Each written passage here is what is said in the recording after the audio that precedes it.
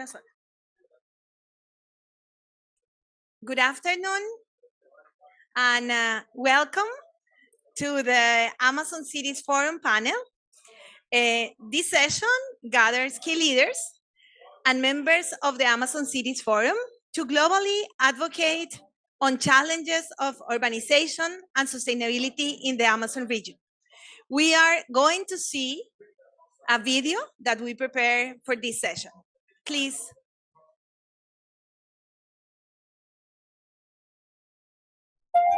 Que nossos filhos tenham uma cidade melhor para viver. A gente espera que essa nova geração não passe pelo mesmo sofrimento que a gente passou.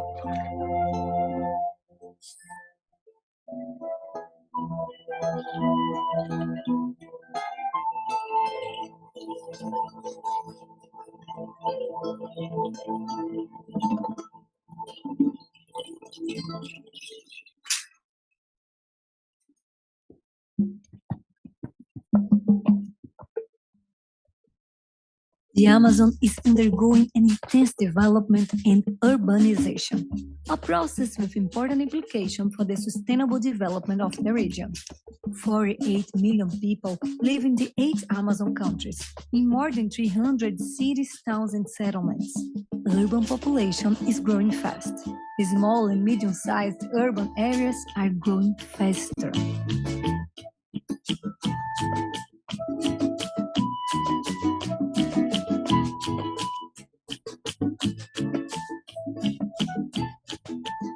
As pessoas sofrem com a seca, com a falta de chuva. Essa mudança de clima, a gente sentiu bem forte aqui.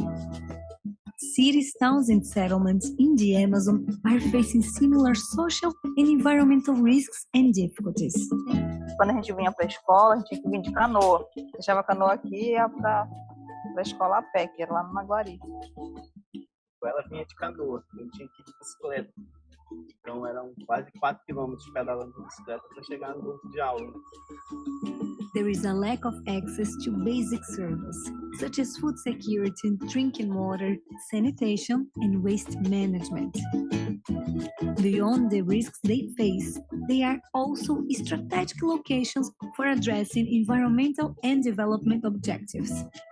With strengthened capabilities and secured investments, cities, towns, and settlements in the Amazon can transform into a global model for a sustainable social bioeconomic development. This is Amazonia. This is also Amazonia, so that these two Amazons can coexist, integrated, and in a continued growth, we need a common agenda. We need to work towards sustainable urban development in a permanent partnership.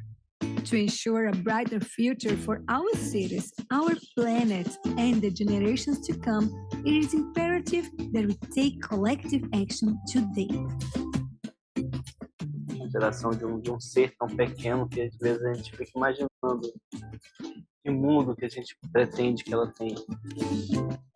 We need to work together for the sustainability of the cities in the Amazon, so that we can have an Amazonia forever. Tuque Amazônia Tapusti. Para que tenhamos uma Amazônia sempre. Sigamos unidos por la Amazonía y para la Amazonía. Sigamos unidos. Together for the Amazon forever. Mas irundar Amazônia he nuya Amazônia no he tuque irundar purusti.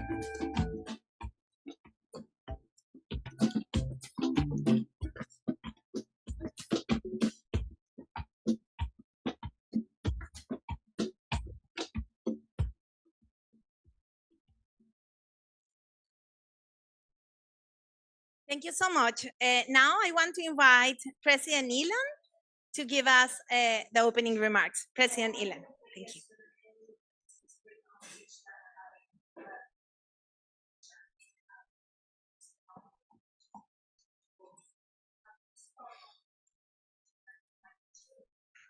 Good afternoon. Boa tarde. Buenas tardes.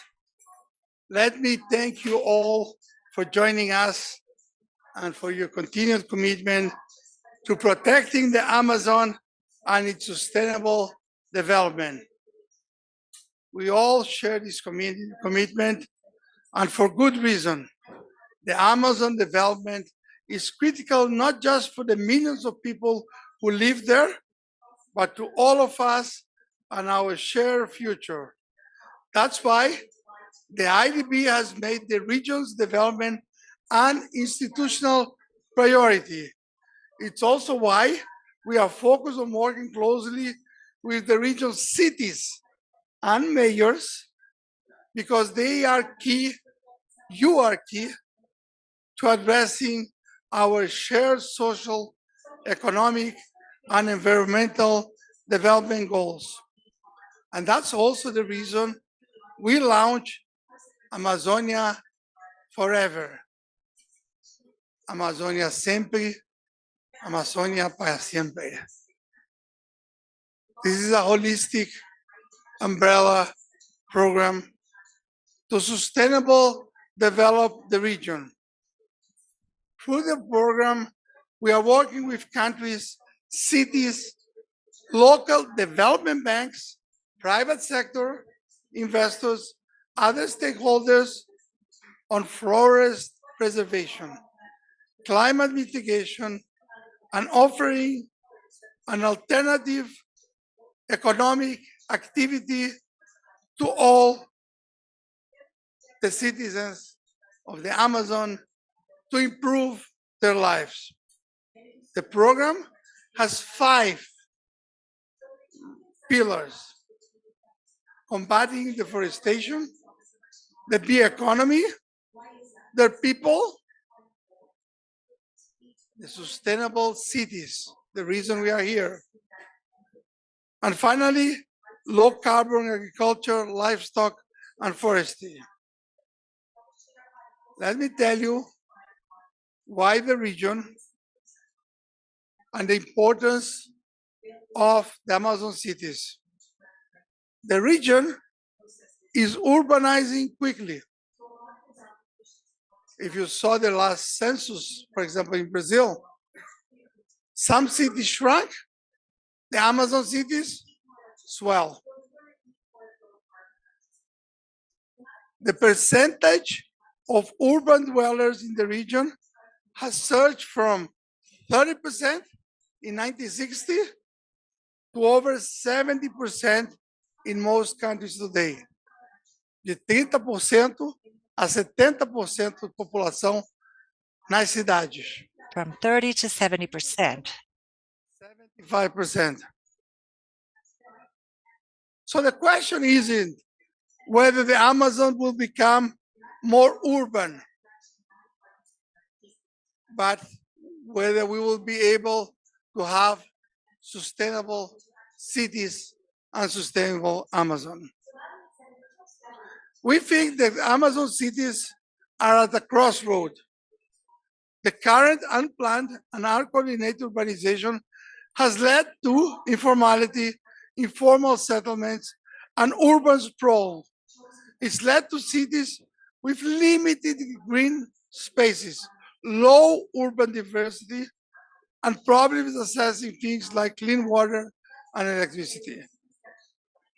In the Amazon's Andean countries, just 22% of the urban population has electricity.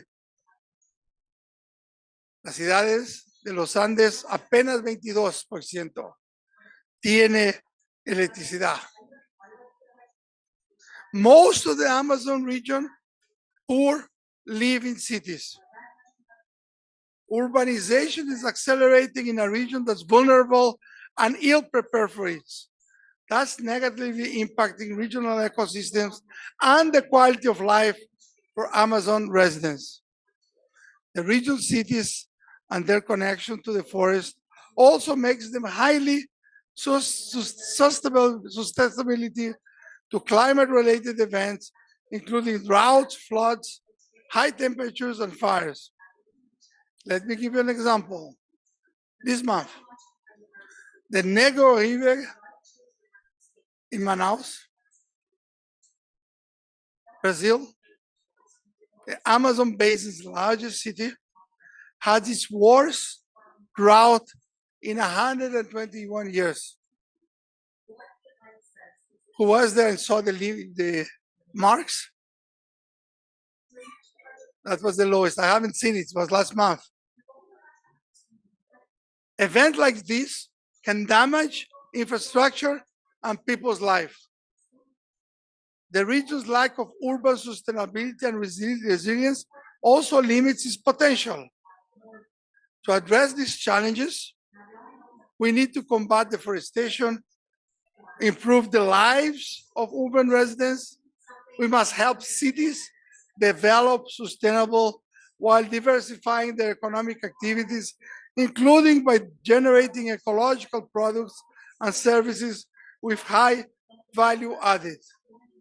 We need to create better jobs and increase revenue for local governments.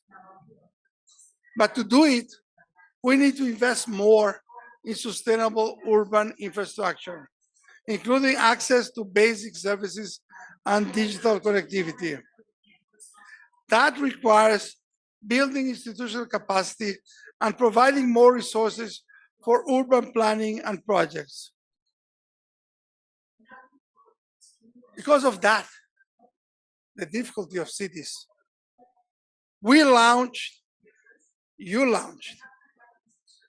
the Amazon Cities Forums in August.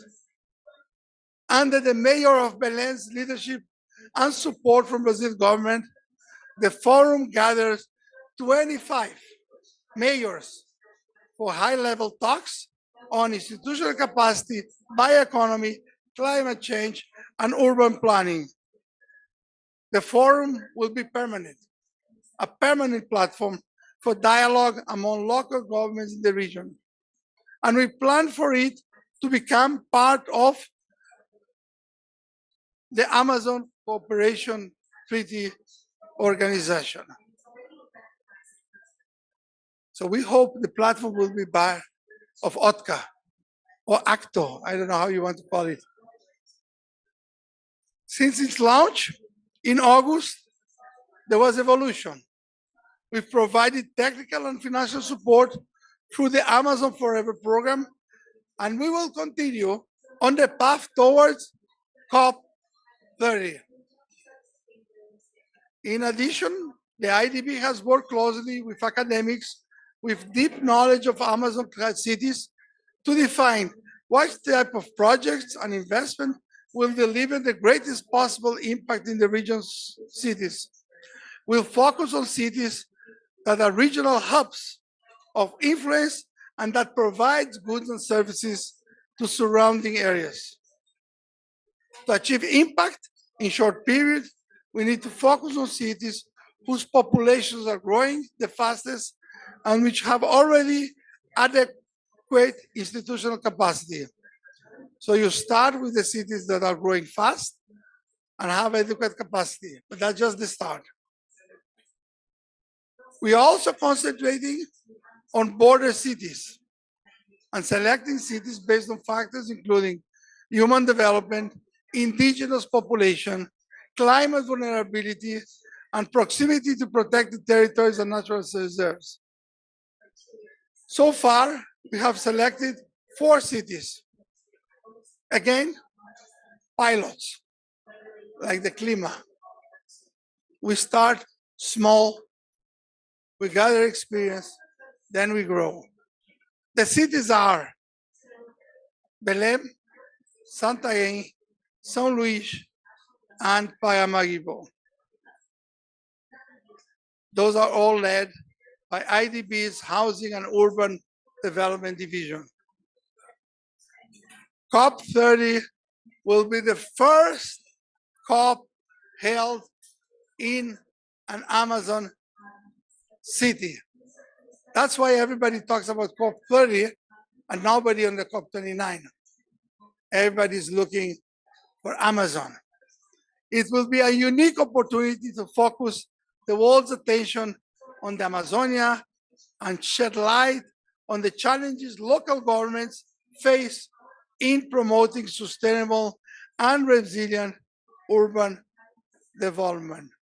Let me close by reiterating what I said at the start. The Amazon is also cities, and the cities are at a crossroads. We need to address the challenge. It's vital, not only for the well-being of the residents, but to preserving their ecosystems. By collaborating through the Amazon Cities Forum, we can better support the region. The IDB is here to work with you on this, on the Amazon Forever, on the Amazon Cities Forum. We are with you in all these dimensions. Thank you very much, and let's hear the panel. Hear you. Thank you.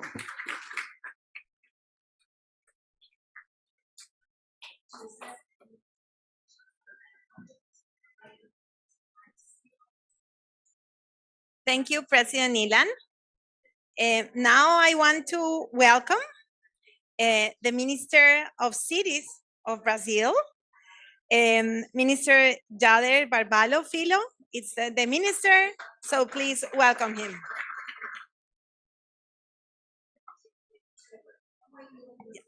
And I also want to welcome Tatiana Chor.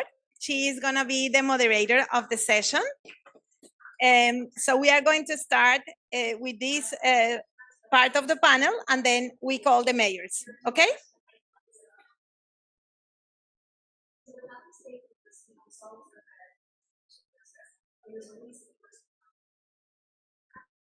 Ótimo. Nós vamos começar assim, porque depois a gente vai ter que, o ministro vai ter que se Excellent. Yes, we will begin the conversations because the minister has to leave early. Thank you very much, Minister, for joining us today.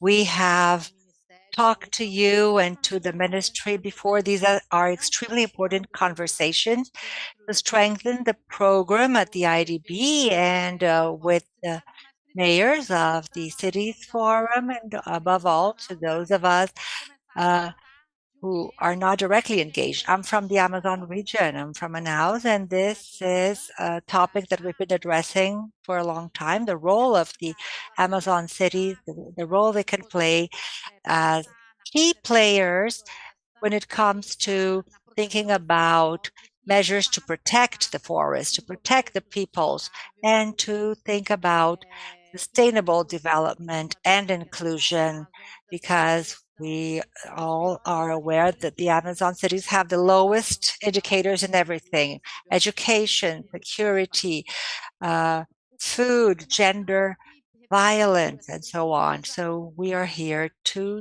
tackle these challenges, to discuss these challenges, and consider what are the potential actions that can be carried out at the Ministry of Cities.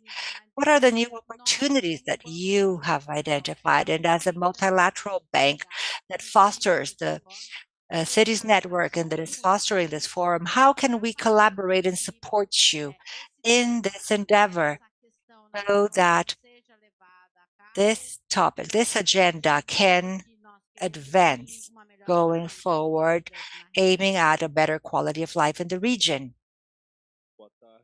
Good afternoon, everybody. I would like to begin by greeting and commending this initiative by the IDB. And considering all that I've heard in the discussions in different forums that I've attended, I believe the first thing we need to set clear here, as President Ilan also mentioned, is that when we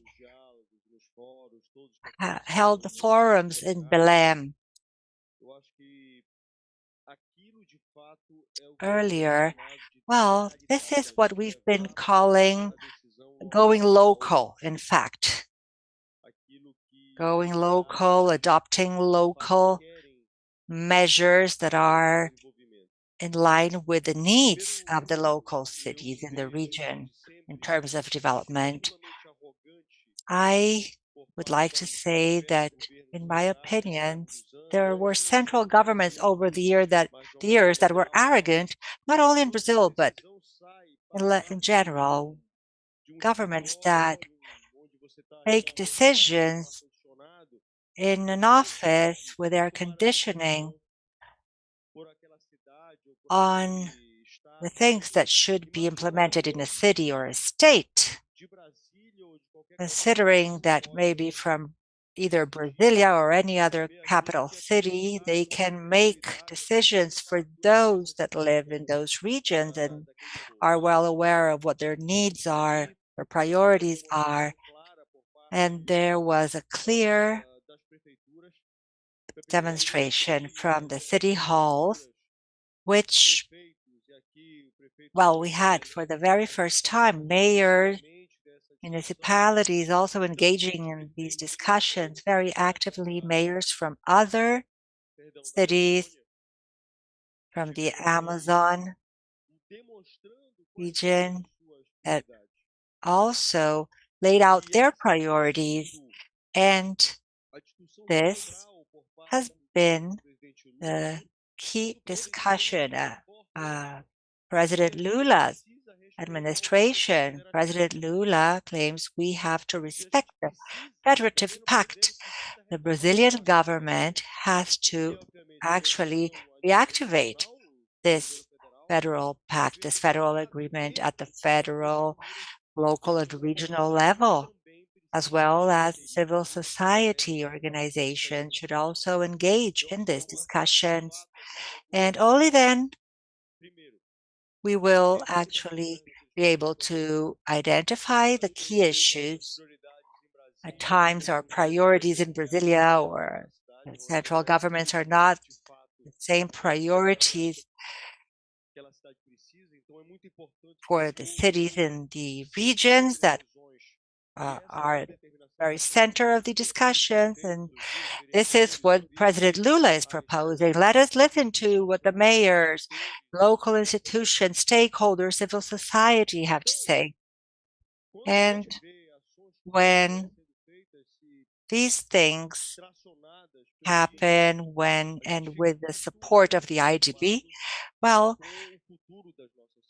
we feel very happy about the future of our city and hopeful. I have been saying that if we actually want to talk about the environment, we should first engage the cities in the discussion. And as President Lula said, yes, of course, civil society, and we also watched the video early on about that if we are to talk about the environment, we should begin by actually giving a voice to the people. We cannot actually leave them out of this discussion first. And I'll ask myself whether it's in the Amazon region or other countries where there are rainforests, tropical forests. Where do the people live? They live in the cities. Most of the population do not live under the trees. And this is a wonderful analogy whenever you show people, not to us living in the Amazon region, but when you show them there are actually two different Amazons. The Amazon we saw in the photo, the Amazon the world normally sees and that is depicted, and the Amazon from our city. And this initiative was an initiative by President Lula, who called upon the world in Sharm el-Sheikh after a provocation of Governor Elder, and he said we need to hold COP30 in Brazil, but not only in Brazil. It should be held in an Amazon city. In fact, it will be the first time we will give an opportunity for the world to see that the center of the world, at least when it comes to the environment, will be transferred to Belém. And it is actually the opposite of what has been happening in all the COPs, where you have discussions. There are discussions about the Amazon, the key issue in the agenda. Everyone holds discussion about the Amazon, but based on comments, on third parties' opinions, on a book they've read. Yes, these are important things, but more than that, People should go to the Amazon to actually learn what the Amazon is about, to learn about its problems. No one will go to the Amazon, and I don't want to lie to you. I am struck. It's the first time I come to Dubai, and I'm struck by all the infrastructure. And of course, I would like to take this opportunity to congratulate all the citizens from the Emirates for their constitution. 2 years of the UAE, a very important landmark. But our COP will be different. We are going to display what an Amazon city is, in fact. An Amazon city like Belém, or like the Amazon city in Colombia and Venezuela and the Guyanas and so many other Amazon cities.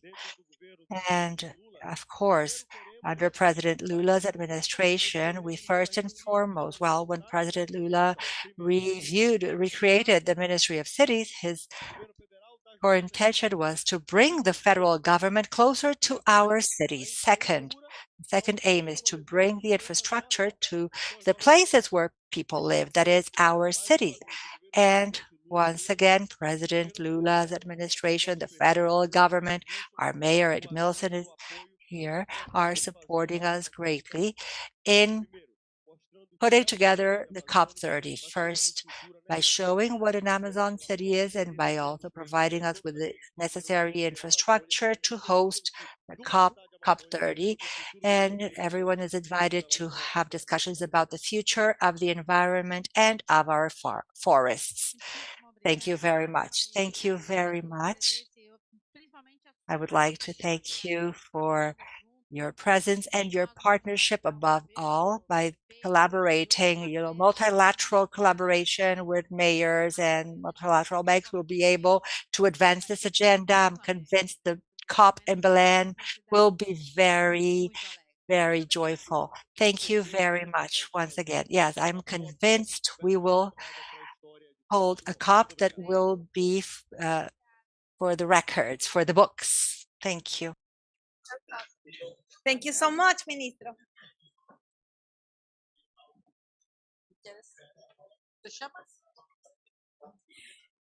Thank you so much, Minister Jader.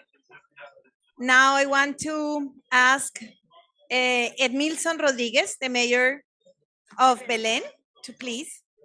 Ana Lucia Reyes, the mayor of Cobija, Bolivia, and the mayor Vladimir Chong, mayor of the province of Minas, Peru. Welcome. I also want to introduce Carlos da Fonseca. He is a special advisor for international affairs to the Minister of Institutional Relations of Brazil. Welcome.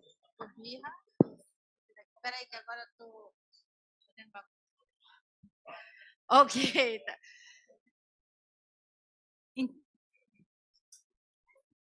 Sim, é melhor, não. Então, nós we, as cities in the Amazon, will speak in all the languages. We have the mayor of Cobija, she's from the border, speaks Spanish and Portuguese. No, tú puedes hablar en español. Bueno, então, a ideia aqui é a gente fazer uma conversa. The idea is that we have a short dialogue. We don't have the time we would need, but we're already talking. It's not our first conversation, nor will it be the last. We are working together to understand better how it is that us as multilateral banks can help what you've already been doing and support you. That's the challenge we are facing. I have questions for you. Very well. I'm going to start with our guest, the mayor of Minas. How do you pronounce it? Minas. Entonces, nosotros gostaríamos de pensar de qué manera ustedes están pensando. We'd like to see exactly how you envision the institutional capacities that are required, especially with regard to climate change and extreme climate events. What are you doing? What efforts are you undertaking to address this?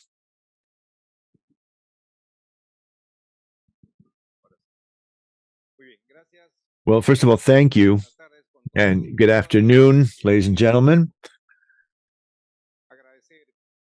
I, first of all, would like to thank the Inter-American Development Bank for allowing me to join this discussion within the COP framework, and also to take the opportunity to identify some of the challenges, requirements, and the priorities of the Amazonian communities, especially in my country, and what we have on the world agenda. I am Vladimir Cho, and I'm the mayor of the city and province of Maynas, as we look at empowering the Peruvian Amazon region. And I just want to take this brief time that we have available to just mention that we have been developing specific lines of effort. And since time is of the essence in these kinds of forums, I would just like to share some specific perspectives in response to your question,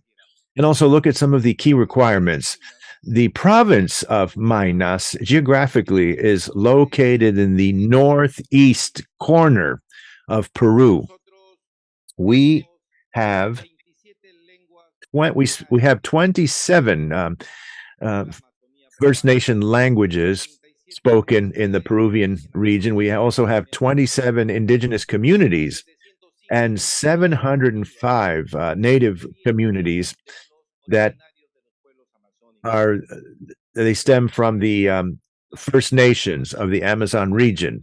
So the Peruvian Amazon represents 61.5% of the entire surface of the territory of Peru. Maynas includes as its capital the city of Iquitos, which is on the shores of the Amazon River.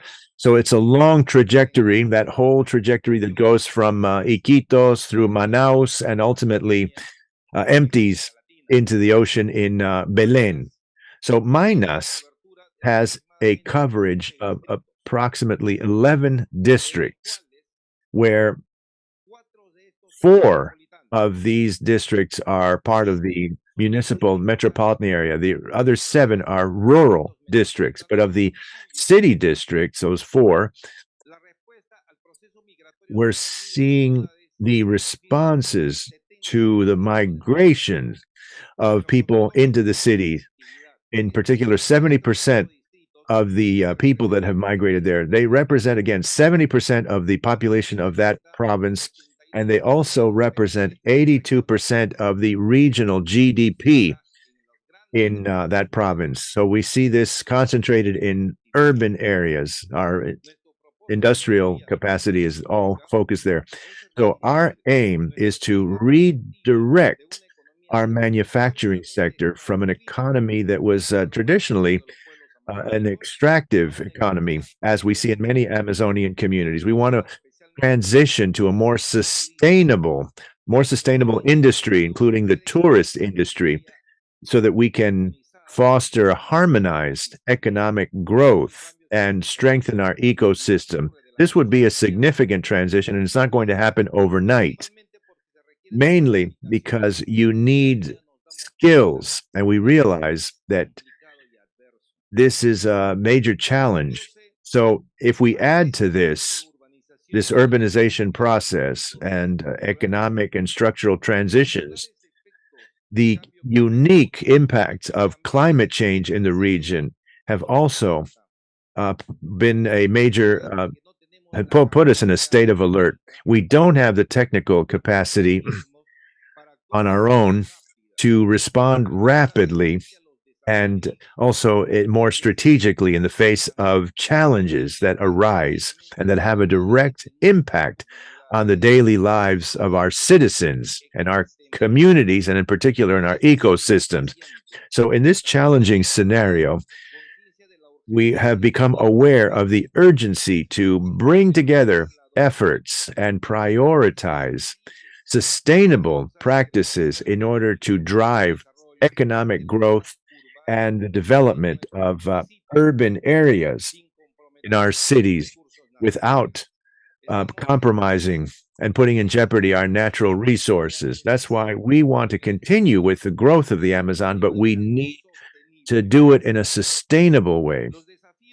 So the challenges are multiple, and the lack of institutional, technical, and financial empowerment in urban planning and in decision-making processes has had a negative impact within our ecosystems. It's impacted on our competitiveness, sustainability. In fact, this gap is one of the main, perhaps the key obstacle shared between the Amazonian governments. And it means that our capacity to respond is much slower.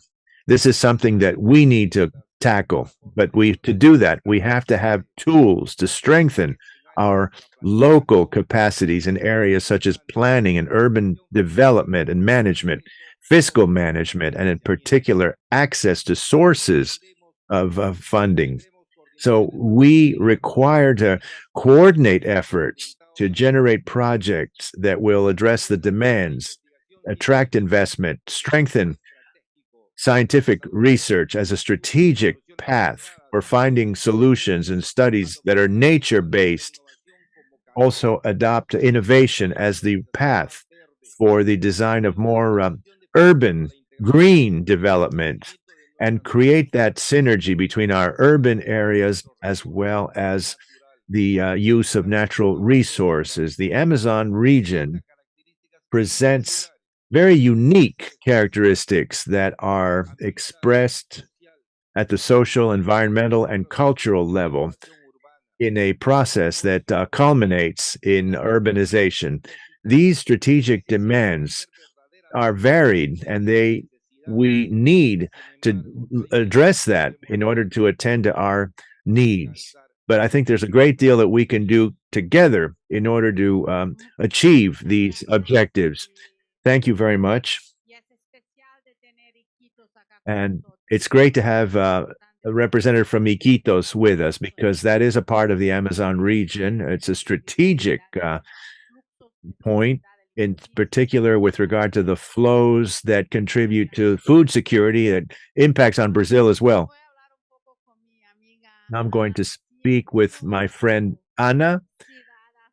I was in your city about 2 weeks ago, and with the discussion that we had regarding managing the water impacts that you suffered this past summer, and the management practices that are so complex, especially for a city whose water sources are shared with Brazil. So what efforts are you, or what are you considering to do in order to address the environmental weaknesses, especially in the face of extreme environmental events and weather events?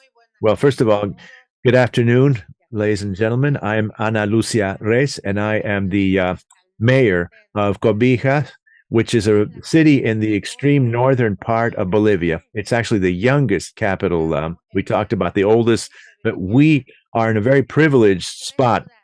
We're actually 3 cities: Cobija, Brasileia, and 2 cities that are on the border with Brazil. So when you read the signs, you read them in Portuguese, because there really isn't any major or boundaries between the two. So I just want to thank the IDB for making this meeting possible, and for all the support being provided for the efforts undertaken, as well as the projects that we're coordinating together with the ministers and mayors of the various cities. We're actually working on creating a bike path between the 3 cities that I just talked about. This is essential for an Amazonian city where we have 3 neighboring cities And also, this is going to enhance the tourist industry. I want to thank all of my colleagues, the chair of the Amazon Cities Forum, and I am the vice chair. And I'm very honored to hold that position of the Amazon Cities Forum. So, in terms of how we are facing all of these challenges, first and foremost, I'd like to say that precisely when we started to read the news that there's a tremendous drought all over the world, that in Bolivia, many states no longer have any water, we started a few months prior to reforest the Rio Valles basin, which is the basin that provides water to all of the cities. So that is an advance that we've already achieved, that we started a year ago for our nurseries. We have a number, thousands of farms on the riverbank, so we wouldn't have a water problem in our city. Right now, the most serious problem in Bolivia relates to forest fires in our municipality, in our department. It's not wildfires, it's actual controlled fires that stem from a misinterpretation of the law. So, this is a treatment that is afforded to the land that is legislated. But unfortunately, many of these so called controlled burns affect the farms in the surrounding area. It affects a lot of the grazing for livestock and other breeders. We also have agricultural impacts. Right now, the biggest problem that we see in the region relates to an agribusiness, which is a very, very severe problem for the Amazon basin. We are heavily dependent and focused on whatever the forest gives us.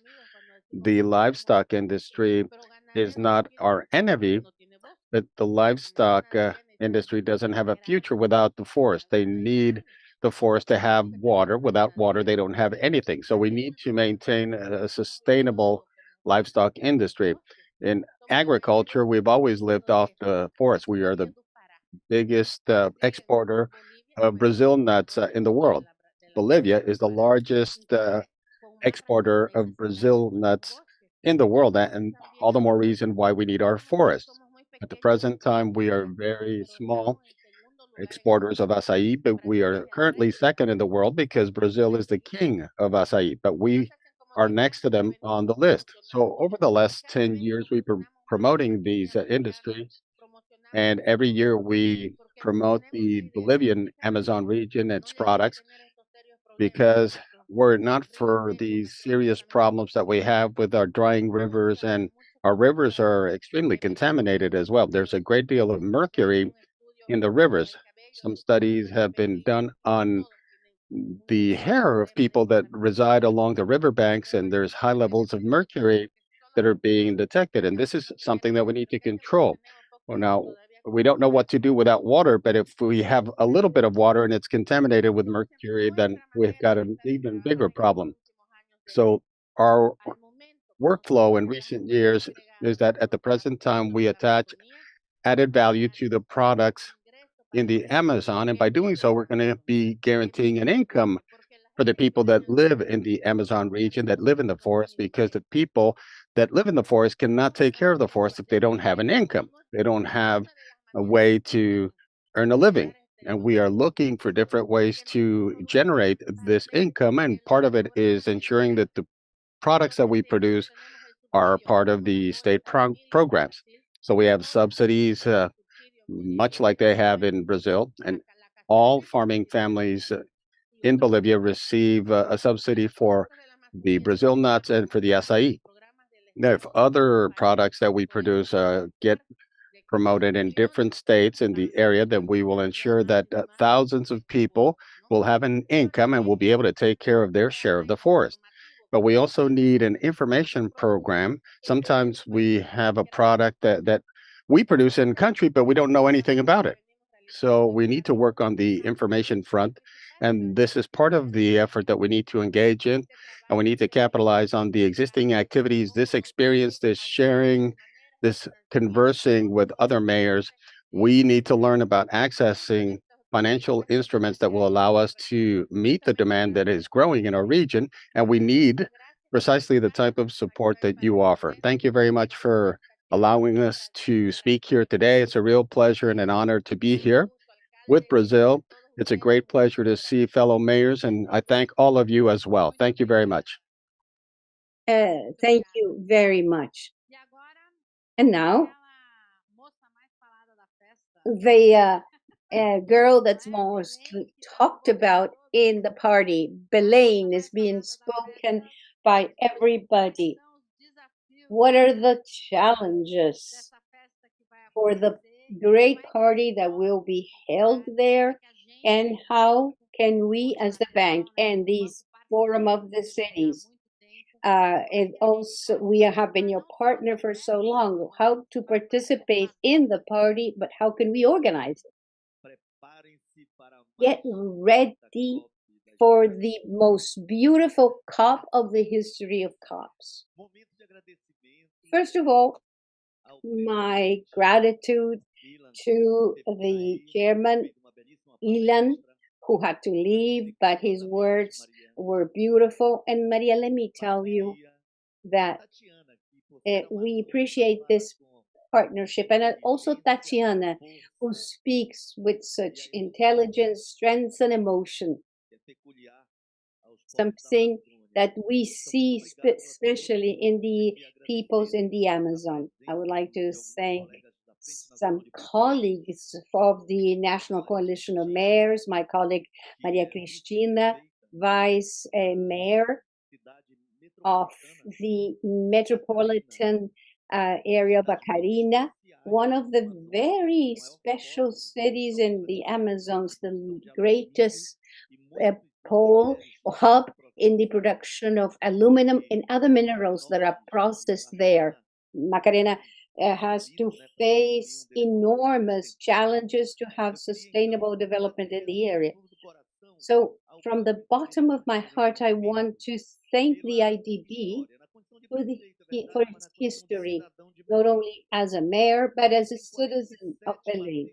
Belém has 47 water basins. The largest has 9 neighborhoods, 500,000 people that have been living there. The macro drainage, it was financed by the IDB. The second largest basin with 200,000 people, with areas like Guamar with over 100,000 inhabitants, Terra Firme and other neighborhoods. Tucuntuba, financed by the IDB long-term financing. And a few minutes ago, I was in a panel where Jean, a young man from the COP of the poor areas, he tells me that he lives in Jurunas, in the basin of the new road, right in the middle of the Jurunas. They are flooded often, and the largest work was done there with financing from the IDB and with a complement of 192 million from the federal government. Not only will we have a macro drainage avoiding floods to these 243,000 inhabitants, the largest sanitation or water treatment plant is being built by this important project financed by the IDB. So really, I wanted to use this time to express my gratitude as a citizen to the IDB with the support it gave to our federal government and to our through our ambassadors. We have Carlos Fonseca here. Let me thank him because this is an innovation. And what is this innovation? We got together in a forum in August of the cities in the Amazon, the Pan Amazon. We have the chairman, two vice chairmen of this forum. And what is its importance? What is the importance of the institutions? Support of the IDB and other institutions was fundamental.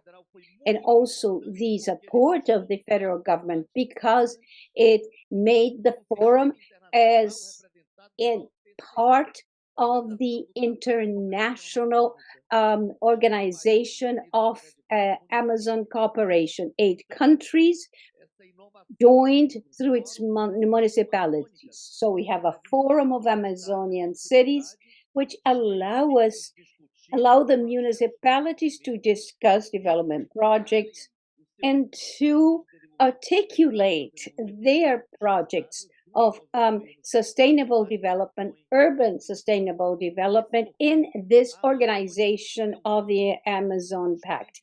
The Amazon is urban. The 48 million inhabitants in the international Amazon, 34 million live in cities, sometimes very small cities, sometimes middle-sized, and sometimes very large cities like Manaus and Belém. Therefore, it's important to underscore the role of cities in an urban country and in an Amazon region, which is the symbol of a very rich biodiversity, an immense water potential. This is a reality. We see the hydroelectric potential of those rivers.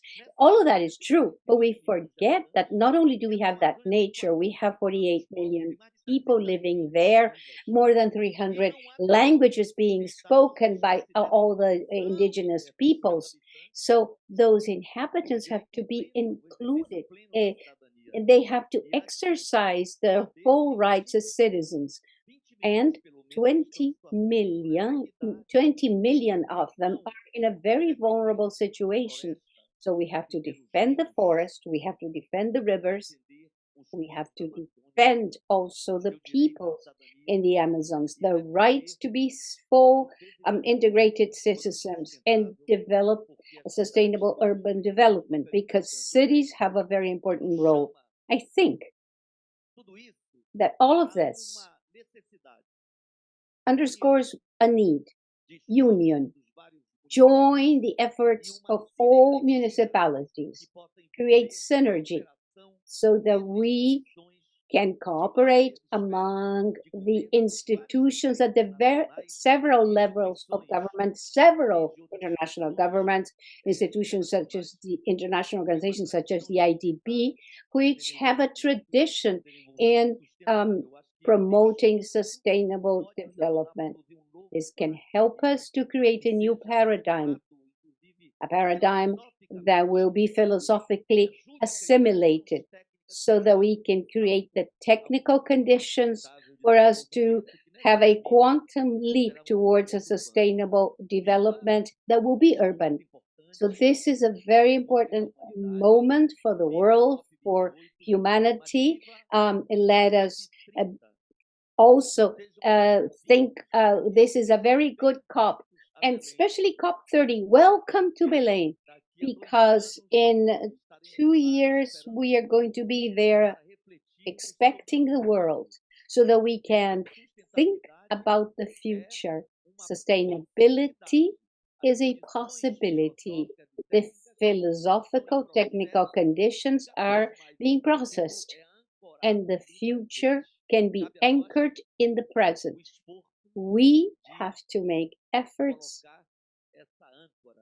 to make sure that that anchor for the future is in the present, with a sustainable world, with sustainable cities, with a sustainable Amazon region, with a humankind living in a happy, fair, democratic structures. Thank you.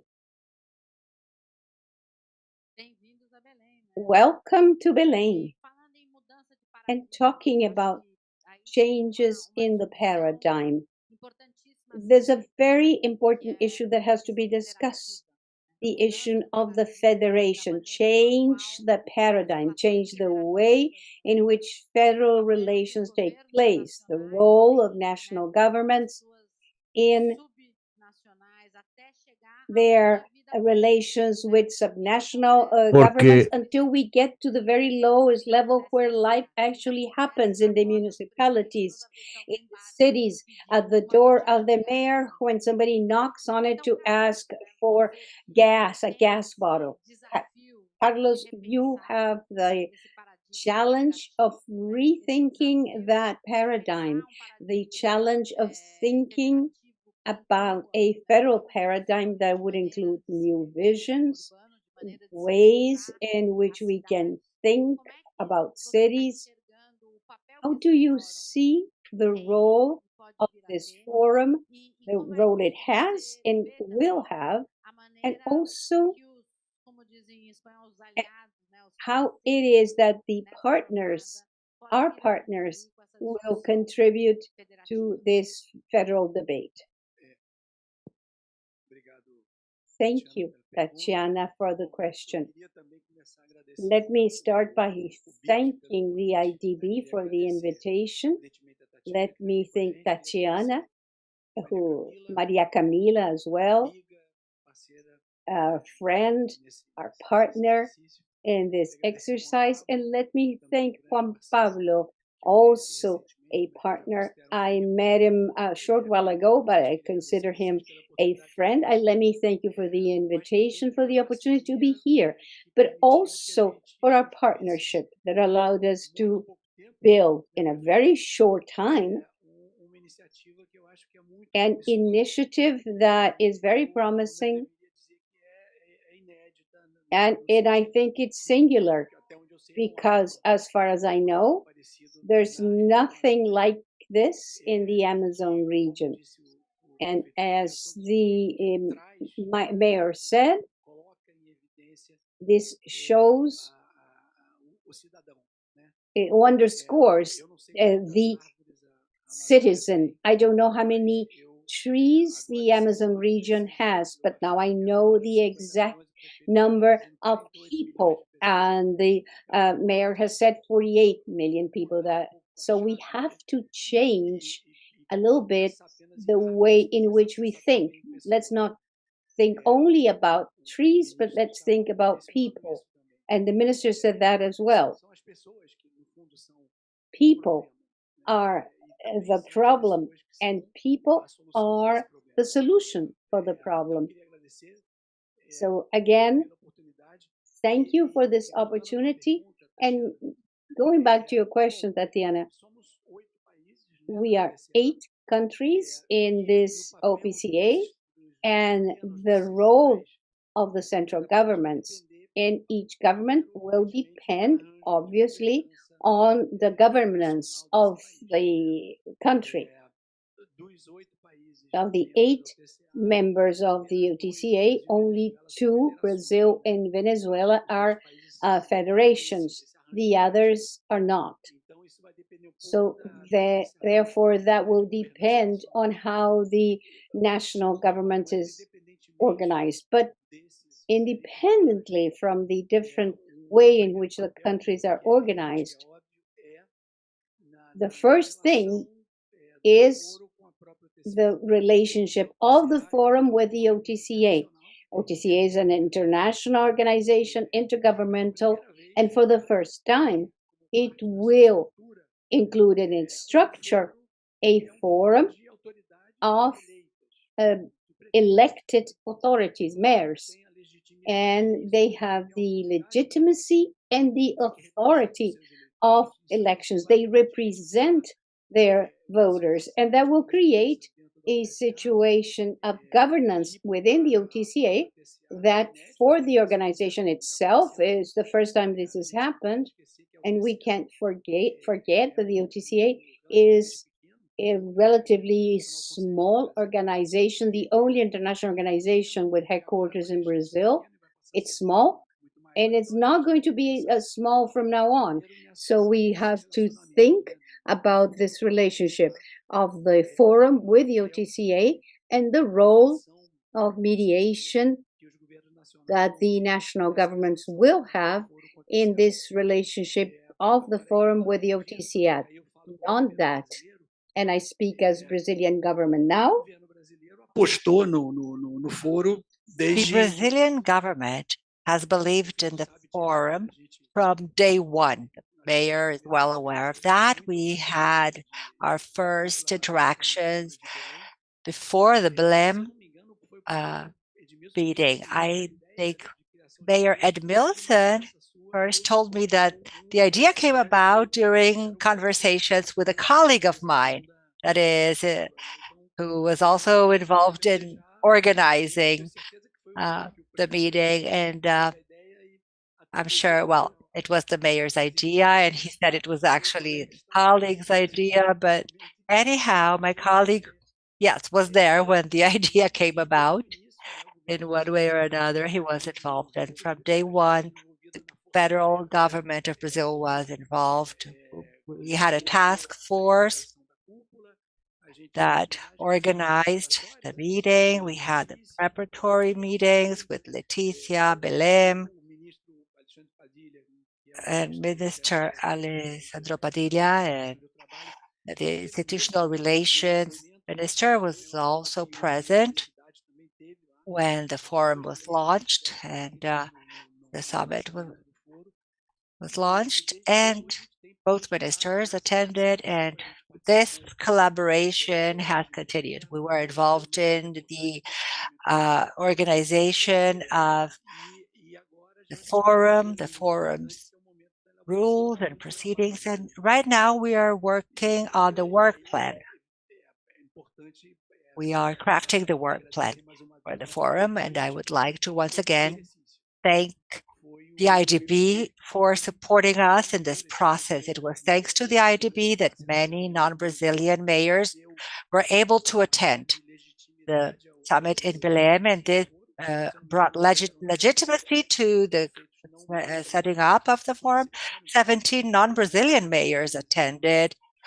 I should say my friend from Cobija was present, and the IDB was also engaged in that process, and the IDB has supported us with the exercises, thinking about this work plan, crafting this work plan. I went to Washington for 2 meetings at the IDB to craft this work plan, and this is the challenge for us today, to craft the work plan and to obtain funds for the forum. And through the IDB, we have obtained the needed support to have the forum for the next 2 years, when Belém will be the host country. And this should continue going forward beyond 2025. And we have already scheduled meetings, on-site meetings for next year. The president of the presidency of the forum, the host city will be Belém, and the federal government is also in the organizing committee and the organizing group. And the challenge going forward ahead of us is, well, first, I would say, work plan. It has to be appealing for other cities to join, to be willing to join the group. I think 25 cities were involved in the creation of the forum, and funding is, of course, very important. That is key. You need to obtain funding. Funds have to reach the cities. You know, it's no use having the cash going around and not reaching the cities. And John Kerry recently talked about, yes, funds for the adaptation funds, and that was precisely the discussion. Funds are going around but are not reaching the cities that are in need of them. The cities should be prepared also to receive the funds. So capacity building is key, as Mayor said. And this should also be part of the work plan be clearly defined in the work plan. We want to be able to apply the theory, right? To implement the theory. And of course, our support will continue. This is a key initiative. The federal government is engaged. I'm not from the Amazon, I'm from Rio de Janeiro, but I'm also passionate about this topic. I'm very engaged, and I would like to once again thank the IDB, Juan Pablo, for your support, your continued support, and I hope we can hold many other meetings to carry this forward. Thank you. Excellent. Thank you very much, sir. And this conversation started out with a reflection. Something I've been thinking about for many years now. I've talked to some of you already. Whatever we are in the Amazon, we hear about billions of dollars, obtaining more funds. We have the feeling it's somewhere up there, but never falls down to where we are. And working with, the city hall, the mayor, day in, day out, not being able to access those funds, to access the cash, that's really stressful.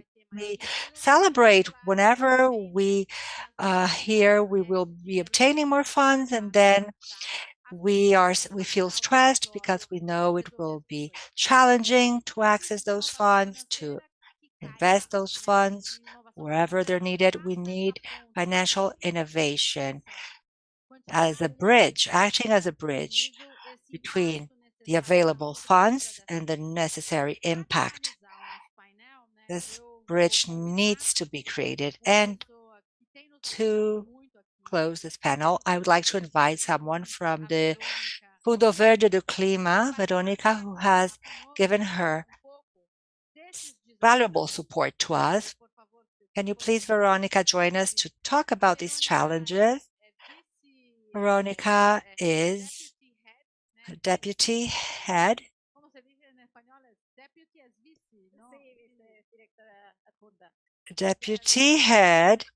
of the Green Climate Fund.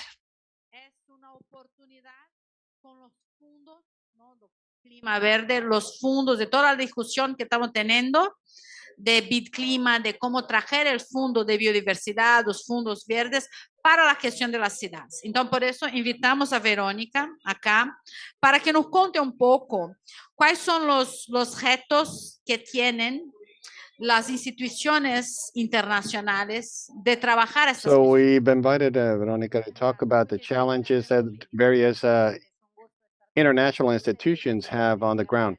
Thank you very much. It's a real pleasure to be with all of the distinguished mayors. Madam Mayor, it's a real pleasure to be able to speak in my own language.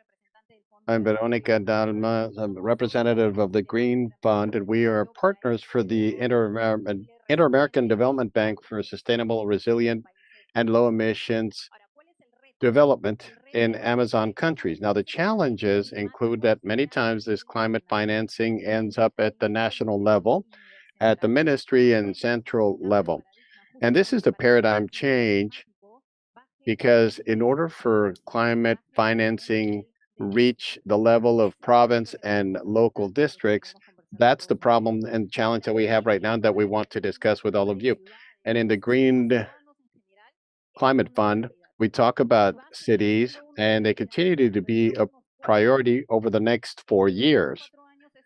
Over the next 4 years, this will be our second program period. We are in the process of refinancing cities, and resilient urban systems with low emissions will continue to be a priority for the Green Climate Fund. Now, what I'd like to do with all of you is share 5 key points to be able to address these challenges.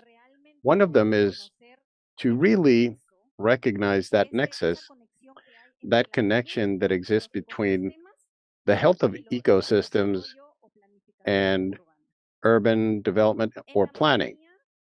In the Amazon region, territories are dynamic. The rivers actually move. I don't know if you know the case of Iquitos, you probably do. Territories and rivers are dynamic phenomena. So how can we adapt our urban planning to that dynamic phenomena in the Amazon territory? That's point number one.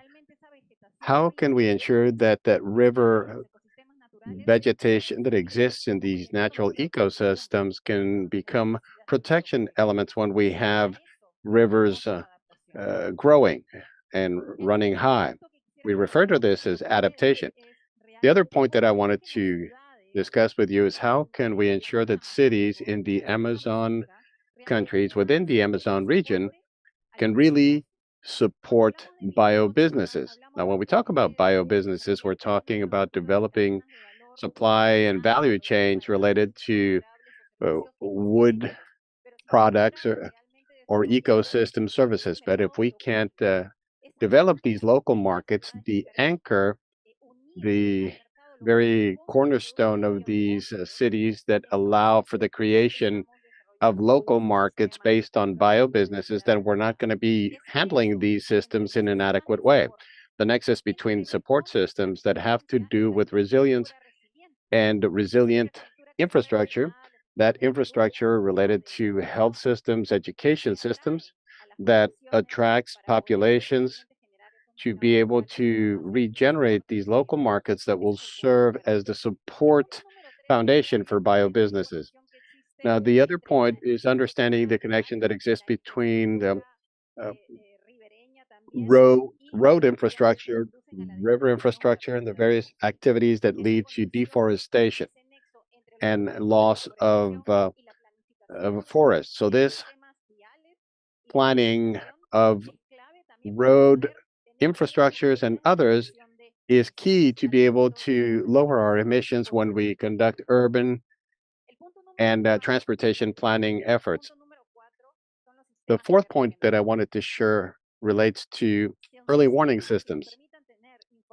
If we have systems that can allow us climate information in advance and not just having monitoring networks for climate phenomena near the capital cities or in capital cities, we need to deploy these information systems in the Amazon region to be able to capitalize on these prevention systems, such as the case mentioned by the Madam Mayor related to controlled fires or wildfires. And lastly, how can we ensure that local financial institutions become a key to be able to serve as the main channel for concessional financing, which is the main vehicle for the Green Climate Fund? Once again, we thank you for the opportunity to take part in this panel. The Green Climate Fund is a partner of the Inter-American Development Bank for the resilient development, resilient low emissions development of the Amazon region. Wonderful, Mr. President. Súper importantes. Well, I think that those 5 points were extremely important, and that's the opportunity that we face here, that in changing the paradigm, not just the paradigm in how we do things, but the paradigm of how we design financing instruments to be able to carry out our efforts. To conclude, in concluding, I would we'd like to recognize the all wonderful that work Maria by Camila has done. Camila, Without because this she's driving the force, force without her, behind we would everything not here. be able to be Conducted all here. the coordination. Today, we would not have been able to hold this forum to bring everyone together. So let us give Mariana a big round of applause. Thank you. Thank you, everyone. And we have a cocktail now.